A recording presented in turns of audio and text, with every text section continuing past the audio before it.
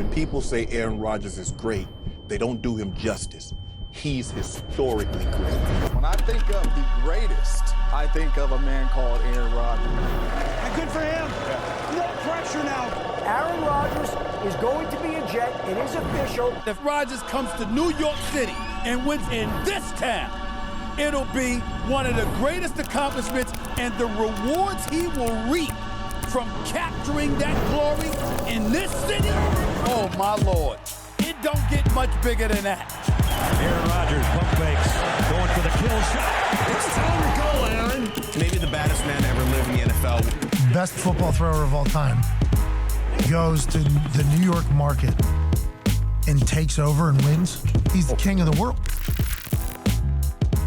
Welcome to Jets Overtime. We are presented by Duncan. Eric Allen here at One Jets Drive, joined inside the studio by Quincy Onwunwa, and we have Leger Douzable on board as well. Gentlemen, how about this? Aaron Rodgers is the quarterback of the New York Jets, and the team just added a 7-player draft class. A historic week for this franchise, Q. Yeah, absolutely. And what a great time to be a Jets fan. Robert Saleh says, all gas, no brake. And you can tell they got their foot on the gas pedal to make it to a championship this year.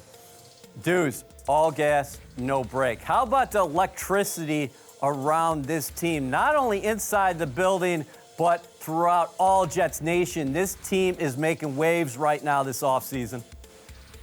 Yeah, EA, anytime you add a 4-time MVP, there's going to be a lot of energy. He's very familiar with the system. I love that he's already with his teammates, but I love that he's not only embracing Jet Nation, but he's embracing that New York state of mind. He's out and about at the Knicks playoff game, the Rangers playoff game. So it's not just a lot of excitement for the Jets fans. It's a lot of excitement in New York because Aaron Rodgers is in town.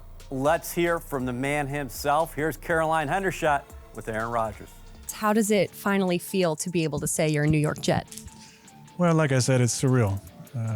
I've been a part of one organization for so long, and, that chapter was a beautiful chapter, but now this is a new adventure, a new journey I'm excited about. It's going to take some getting used to for sure. Obviously, I got a lot of people to meet. I got to get to know my surroundings, but this is a really crazy, fun, exciting, surreal day. So it's there was a time where we didn't know if this was going to actually happen. So when everything moves so quickly the last couple of days, it's been fun to start to dream about run out of the tunnel, wearing the colors, changing my number and all that, and just being a part of this special franchise. At what point did you know that the Jets were the right fit for you? I always felt like I could mesh well with Coach Saleh. Obviously, Hackett and I are such dear friends. That's a no-brainer. Him and I just get along so well. And we come from a very similar background of West Coast offense, going back to his dad, working with Bill Walsh, and me working with Mike Sherman and Mike McCarthy for 13 years in the West Coast offense. We have a lot of the same vision about the game. So that's an easy transition. But this, when I thought about it, was the only place that really made sense. A team with a really good young group of core players, the right veterans, and the opportunity to play for a team that could go all the way. Now, you mentioned Nathaniel Hackett. You get to reunite not only with him, but also with Alan Lazard. What are you most looking forward to about reuniting with those same familiar faces? Listen, we have a lot of fun on the field for sure, but off the field, we have an incredible rapport. Alan and I hung out, most Monday nights was, him and Bobby coming by the house and spending time together. Hack and his incredible wife, Megan, and their amazing 4 kids. I love them to death. It really feels like a family. So we just have so much fun off the field. I think that's what makes our bond so strong on the field. So excited to get back with Alan. He's an incredible player. He's a great human being. He's a great leader. He does all the dirty work. He's a talented guy. And I'm excited that he got paid, number one, because I love seeing my buddies get paid, but excited that we're back together after playing for a few years and watching his development from a guy who was cut to practice squad to 1 quarter of football against the Lions that catapulted his career to this moment where now he's a paid, legitimate guy, and now we're teammates again. It couldn't be more special. Leger, what does it say about this team, this franchise right now, that Aaron Rodgers picked this place? This is where he wanted to be. Yeah, he said this in his press conference. It's about the culture that Robert Saleh has built. he was very complimentary of Joe Douglas, too, in his draft picks, more specifically last year, being able to pick the offensive rookie and defensive rookie of the year. He also talked about Nathaniel Hackett, right? That familiarity with their relationship. Aaron Rodgers isn't coming into a cold situation. He's very familiar with this offense. He has one of his receivers from Green Bay and Allen Lazard. So I think he feels that he's been rejuvenated by coming to the New York Jets. He talked about the top 5 defense they have. With him coming into the fold, this offense, who knows, the sky could be the limit for the New York Jets. Q, I'm struck by Rodgers' enthusiasm, and he's already been out there on the field throwing the football to his teammates. So as soon as he got here, he didn't leave. Now he's part of the offseason voluntary program. Yeah, and I think that was one of the concerns from a lot of people, whether or not Aaron Rodgers was going to be here. He's got a young group around him, a lot of guys that only have 1 year under their belt. They're going to need a veteran presence here. So to see him still around means that he knows that this team has a lot of potential and that he just needs to cultivate that. Dudes, when you heard that and you saw Aaron out there throwing to his new group of receivers, what went through your mind as a guy who used to lace them up between the white lines? Victory is what I was thinking, EA, because like Q just said, right?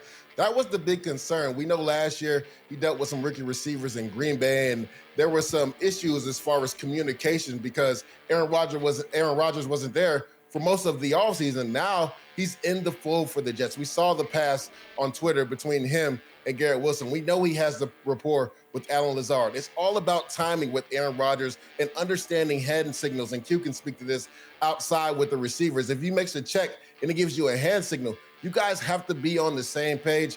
We saw that last year that a couple of times with his young receivers, they weren't on the same page. So I think it means a lot for a guy who routinely hasn't been in the offseason program the last few years to really be here, getting into this culture with the Jets and helping these young receivers out. Q, Deuce just mentioned it. This is big for the young receivers, led by, of course, an elite one in Garrett Wilson.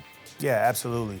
You think about young receivers, it's always important to have a guy that can really mentor them. I love that Aaron Rodgers is here to coach these guys up because not only do they have a new quarterback, but they also have a new offense. That's not easy to catch up to on day one. So when you have a guy that's already ran the offense, you got a coordinator that knows the quarterback, you have a receiver that's been in this offense, it just kind of helps that growth happen so much faster than it usually would outside of this situation. It's like having a coach on the field. Aaron Rodgers is an extension of Nathaniel Hackett. Coming up, we'll hear from the Jets draft picks, and Brian Baldinger will break down the film on Aaron Rodgers. Jets Overtime is presented by Dunkin'. The Jets run on Dunkin'.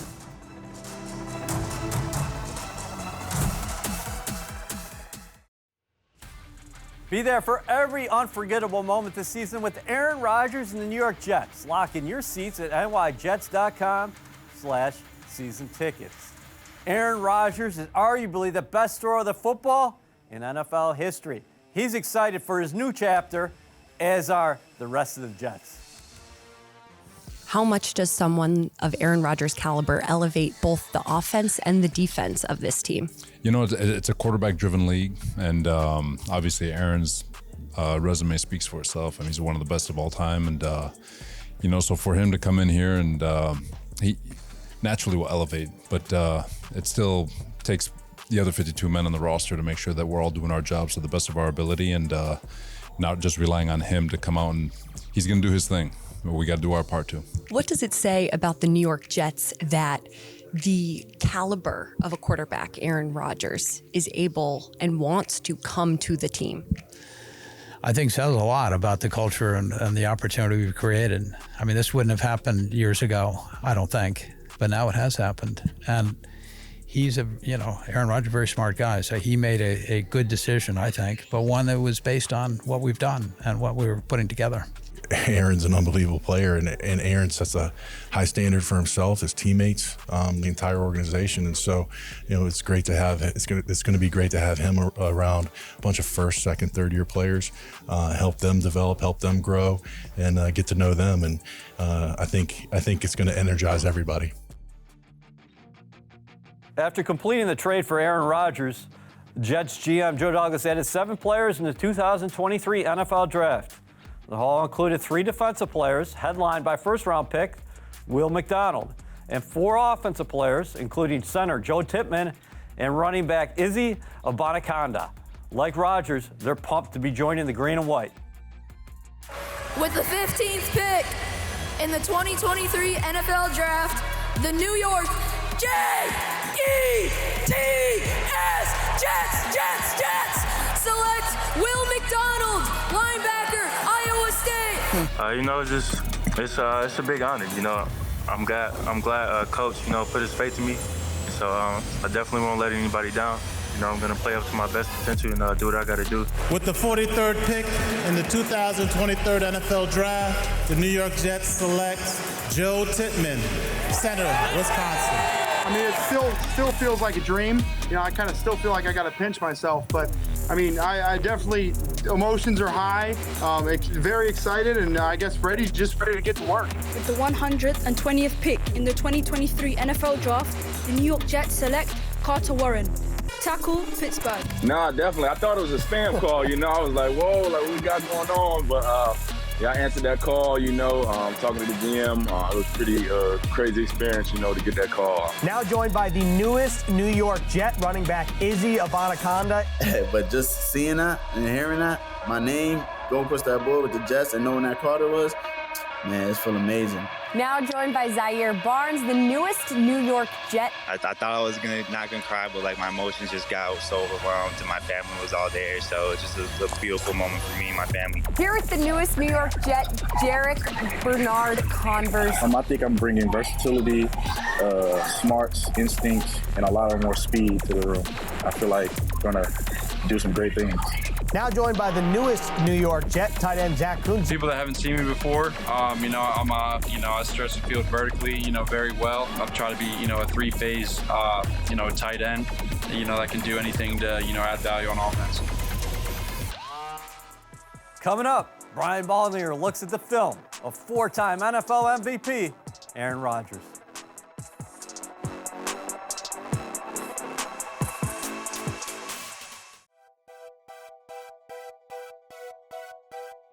The four-time NFL MVP is an official member of the New York Jets, and he's still one of the greatest quarterbacks in our game today. We've handpicked some of Aaron Rodgers' greatest moments as a quarterback in this league to see how his talents will fit into Robert Saleh's offense and really to get inside the mind of Aaron Rodgers. Rodgers and the Packers still all 6 timeouts between the teams and the 2-minute warning. Rodgers finds Watson into Chicago territory. Now, you watch Aaron Rodgers and you watch him at the line of scrimmage right here. He's going to recognize man coverage right here. And watch what he does. He's going to put his hands up to his helmet right there. And now you watch these two receivers on the outside right here and watch them both tap their helmet just the way Aaron Rodgers did. Okay, so everybody's in sync now. And this is the rookie, Christian Watson right here. He's going to run this dig route right here in the middle of the field against the Bears. And this audible is going to be classic Aaron Rodgers. He knows exactly what he's looking at right now. The first receiver right here is going to take the safety with them and the underneath defender. So it's going to open up for Watson to come right behind it. That's what Rodgers saw pre-snap, and that's what happens on the play.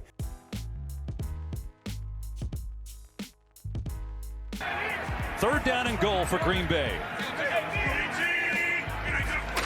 Rodgers going to throw it. Fire, and it's caught. Touchdown, Adams. All right, this is classic case of Nathaniel Hackett going, all right, man coverage right here, right? So man coverage on this particular play, you have Jalen Ramsey right here against Davante Adams, man coverage. So watch Davante. He's going to go in motion now, and then Rodgers wants to bring him back across the formation. And he knows right now Jalen Ramsey is not going to be able to get over the top in time. So it's like turning a double play here to Aaron Rodgers. He knows that Jalen Ramsey isn't going to get there in time. And right now, it's just that. The ball's out of his hands, and here's Jalen Ramsey. He's all the way right there, and here comes the touchdown throw to Davante Adams in a playoff game for a touchdown. Classic case of just recognizing the defense, the play, the double motion to Davante. Rodgers on the fake, looking, pumping, Rodgers running, and he's in. This right here, classic Aaron Rodgers. What he's going to do is he's going to get the defender over here, Leonard Floyd, up in the air. It's backyard football right here. He's changing the play, and he's going to roll. He's going to have an option right here, off right there. He can hand it or he can keep it. So now he gets outside the pocket and he's looking for options. Right there, he does the pump fake. Watch the reaction of Leonard Floyd. He's going to jump because that's what you do. You react to it. Now he gets Leonard Floyd in the air and he takes it into the end zone for a touchdown. Don't go anywhere. Ethan Greenberg's going to take a deep dive in the 2023 draft class, and Quincy and Deuce are ready to deliver their final takeaways.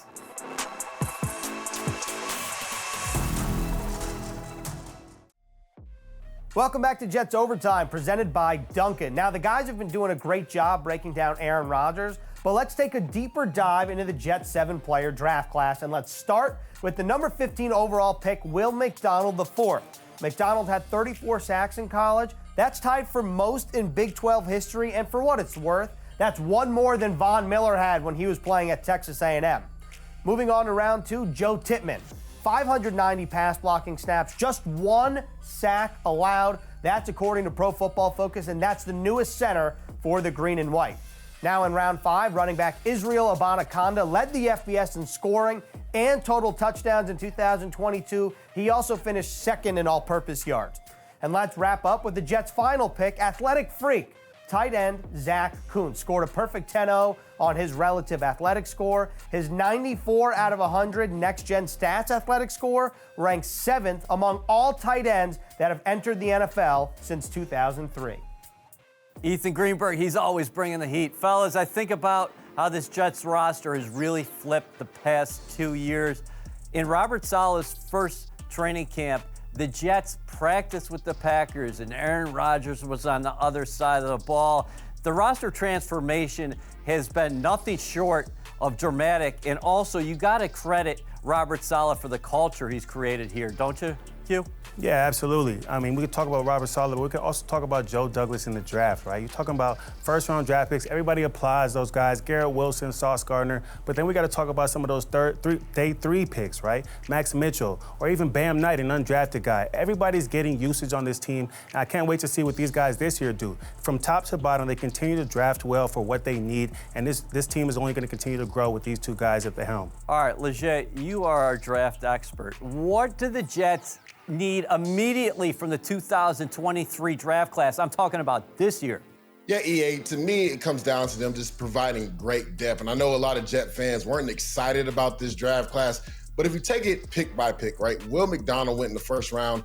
A lot of teams had this guy as a mid to late first round pick. I had him as a late first round pick. There were rumors that Carolina Panthers were going to move up if he was there at 25. So it wasn't an overreach to get him. Plus, Carl Lawson is on the last year of his deal. So you're talking about providing depth. And also Bryce Huff, who just signed a 1-year tender. You got to be able to come at guys in waves on that defensive line, right? And then Carter Warren, guys like that, Israel Abanikanda. This is great depth for the Jets. If you look at the prototype of what the Philadelphia Eagles have done, right? It's not about just drafting for this year. You're drafting for the future. You want to have great depth. We saw the offensive line issues last year. How many offensive tackles got hurt? So you bring in a guy like Carter Warren. Hopefully you're not depending on him to be a starter this year, but in a pinch, he can go in there just like Max Mitchell did last year as a 4th-round pick. So right now, from this draft class, Zaire Barnes, you talk about Zach Kuntz as well. It's all about depth and getting them some reps. That way, in the future, they become the guys, because you want to sustain success. It's not just about this year. It's about the future as well.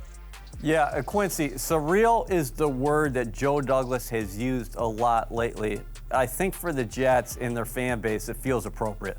Yeah, definitely. And dudes hit on a lot of great points, right? Depth, depth, depth. I think it feels so surreal to the fan base because you don't expect it to be here this fast. In 2 years, they've completely flipped the roster. They've added so much depth. They've added so much talent, right? Offensive Rookie of the Year, Defensive Rookie of the Year. Now you have an all-pro quarterback coming in that can help you win a Super Bowl. So it just looks so great and surreal. So it's a great word for this. What a week it's been for the New York Jets. Aaron Rodgers is now the team's starting quarterback. They also add 7 players in the 2023 draft class. What's next? The 2023 schedule will be released next week, and we're going to be here on Jets Overtime to break it all down.